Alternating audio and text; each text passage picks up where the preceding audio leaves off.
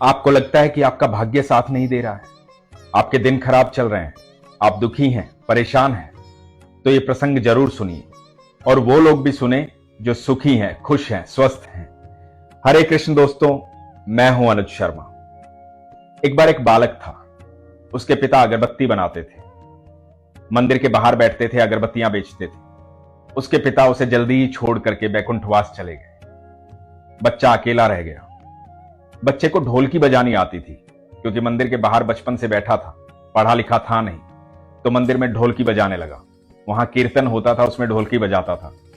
सब लोग वाह वाह करते थे, बहुत अच्छी ढोलकी बजाता था, बड़े मन से भगवान का नाम लेता था, कीर्तन भी करता था। उस मंदिर का जो संचालक था, उस सेठ का एक दिन निधन हो गया, बैकुंठवास चले गए। तो मंदिर का संचालन उस सेठ के बेटे के हाथों में आया।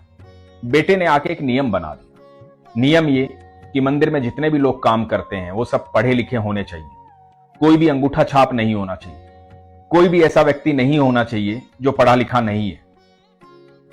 ये बच्चा पढ़ा लिखा नहीं था, क्योंकि पढ़ने लिखने की उम्र में तो ये काम करने लगा था, और ऊपर से इसके पिता भी चले गए थे, तो इसको वहां से निकाल दिया गया। जब इसको वहां से निकाला तो इसने भगवान से बहुत शिकायत की। इसने भगवान से कहा कि प्रभु, इतने दिल से कीर्तन करता हूं, सब वाह वाह करते हैं, ढोलकी बजाता हूं, मेरे हाथ दुखने लग जाते हैं, पर मैं बीच में रुकता नहीं, क्योंकि मैं दिल से बजाता हूं। और आपने ये क्या किया? यदि मैं पढ़ा लिखा नहीं हूं तो इसमें मेरा कसूर क्या है? जैसा जीवन आपने दिया मैंने वैसा जीवन जिया। मेरे भाग्य में क्यों नहीं लिखा था पढ़ाई लिखाई? मेरे भाग्य में क्यों नहीं था इतना पैसा कि मैं भी और बच्चों की तरह स्कूल जाता? उसके पिता भी चले गए थे, दुखी था, परेशान था, भगवान से बहुत सारी शिकायत की, रो रहा था। तो कुछ लोगों ने आके समझाया कि तू चिंता मत कर, कुछ ना कुछ काम हो जाएगा। तो लोगों ने मिल करके उसकी छोटी सी अगरबत्ती की वहां ठेली लगवा दी। उसे अगरबत्ती बनानी आती थी, उसने पिता से सीखा था। अपनी अगरबत्ती भी बनाने लगा और अगरबत्तियां बेचने लगा। धीरे धीरे उसकी बनाई हुई अगरबत्तियां बहुत मशहूर हो गई। उसका व्यापार बढ़ने लगा, छोटे ठेले से बड़ी दुकान हो गई, दुकान से और बड़ी दुकान हो गई, उस दुकान से बड़ी फैक्ट्री हो गई। समय बीतने लगा और इस बच्चे के पास बहुत पैसा आया। ये बच्चा बड़ा व्यापारी बन गया, इसकी अगरबत्ती मशहूर हो गई, इसकी शादी हो गई। इधर मंदिर में संचालन किसी और के हाथों में आया। जिसके हाथों में संचालन आया उसने कहा कि मंदिर को और बड़ा बनाएंगे और बड़ी जगह लेंगे, सुंदर बनाएंगे, उसके लिए चंदा इकट्ठा करते हैं। और चंदा लेने के लिए पहुंचे इस अगरबत्ती विक्रेता के पास, इस व्यापारी के पास, जिसका नाम बहुत बड़ा हो चुका था। जब इसके पास पहुंचे तो इसने 5 लाख का चेक बनाया और उस चेक पर अपने अंगूठे की छाप दी।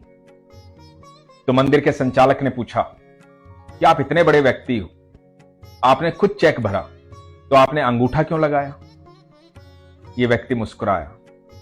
इसने कहा, जिस मंदिर से आप आए हैं उसी मंदिर के बाहर मैं अगरबत्ती बेचता था, उसी मंदिर के भीतर मैं ढोलकी बजाता था।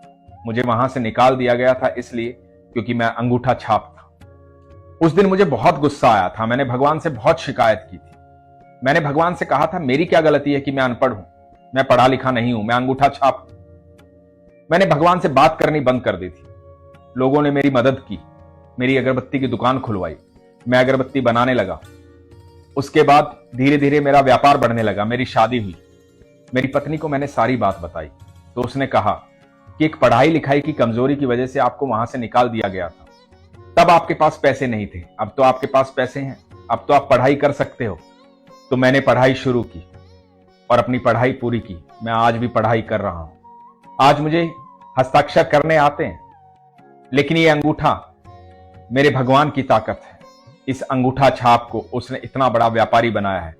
जिसके वजह से मैंने भगवान से शिकायत की थी, उसी वजह से भगवान ने मुझे बड़ा बनाया। यदि मैं अंगूठा छाप नहीं होता तो आज किसी मंदिर में ढोलकी बजा रहा होता, कहीं कीर्तन कर रहा होता, मैं आज यहां नहीं पहुंचता। आज ईश्वर की देन है कि मैं आज यहां पहुंचा हूं, कि आप लोग यहां आए हैं, और आज मैं सक्षम, कई अनाथालय चलाता हूं, कई संस्थाएं ऐसी चलाता हूं जहां लोगों की मदद करता हूं। ये सब मेरे ईश्वर की देन है, सब उसकी कृपा है। तो मेरा अंगूठा छाप होना जरूरी था, यही मेरे हस्ताक्षर है। बात बहुत गहरी थी। इस बात से ये बात समझनी चाहिए कि आपके जीवन में कभी कुछ गलत होता नहीं है। हमें लगता है कि गलत हो रहा है, हमें लगता है कि हमारा भाग्य खराब है, हमें लगता है कि हमें नौकरी से निकाल दिया गया है, यहां से इन लोगों ने मेरी बेइज्जती की है, हमें लगता है कि उस व्यक्ति ने मुझे गाली दी है, उसने मेरा अपमान किया है, हमें लगता है कि सब कुछ गलत हो रहा है। लेकिन यकीन मानना, जीवन में जो कुछ भी हो रहा है वो आपके अच्छे के लिए हो रहा है, आपकी बेहतरी के लिए हो रहा है। कभी भी ईश्वर पर शंका मत करना, ईश्वर आपके जीवन को बेहतर बनाना चाहते हैं। यदि आप हर दुख को सहर्ष स्वीकार करोगे, हर दुख में यह मानोगे कि यह मेरे ईश्वर की देन है, यह दुख भी उसने भेजा है, मैं इसका भी स्वागत करता हूं, तो यकीन मानना आपके जीवन में दुख आना बंद हो जाएगा। आप ईश्वर पर विश्वास रखिए, ईश्वर आपके जीवन में कभी गलत होने ही नहीं देंगे।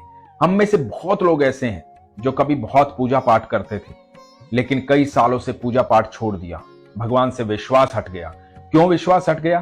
क्योंकि लगा कि भाग्य खराब चल रहा है, क्योंकि समय खराब चल रहा है, क्योंकि काम कुछ अच्छे हो नहीं रहे हैं।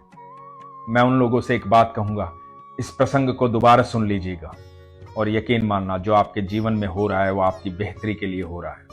आपके जीवन में बहुत कुछ अच्छा होने वाला है, बहुत बड़ा होने वाला है।